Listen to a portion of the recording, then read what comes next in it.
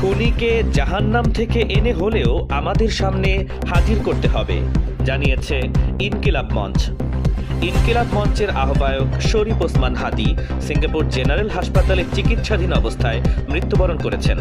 তার মৃত্যুতে দেশ জুড়ে গভীর শোকের ছায়া নেমে এসেছে।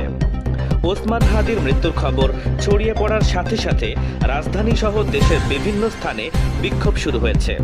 হত্যাকারীদের বিচারের দাবি জানিয়েছে ইনকিলাব মঞ্চ।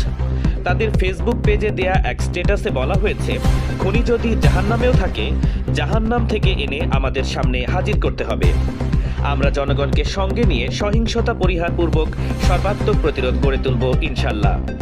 গত 12 ডিসেম্বর রাজধানীর পুরনো পল্টনের বক্স কালভার্ট সড়কে গণসংযোগকালে রিকশায় থাকা অবস্থায় দুজন দুর্বৃত্ত তাকে খুব কাছে থেকে গুলি করে দ্রুত পালিয়ে যায়। গুরুতর অবস্থায় প্রথমে তাকে ঢাকা মেডিকেল কলেজ হাসপাতালে নেওয়া হলে গুলির একটি অংশ মস্তিষ্কে রয়ে যায়। অবস্থার অবনতি হলে তাকে পরিবারের সিদ্ধান্তে এভারকেয়ার হাসপাতালে স্থানান্তর করা হয়। সোমবার উন্নত চিকিৎসার জন্য এয়ার অ্যাম্বুলেন্সে সিঙ্গাপুরে নেওয়া হলে সেখানে কয়েকদিন চিকিৎসাধীন থাকার পর বৃহস্পতিবার রাতে তিনি শেষ নিঃশ্বাস ত্যাগ করেছেন।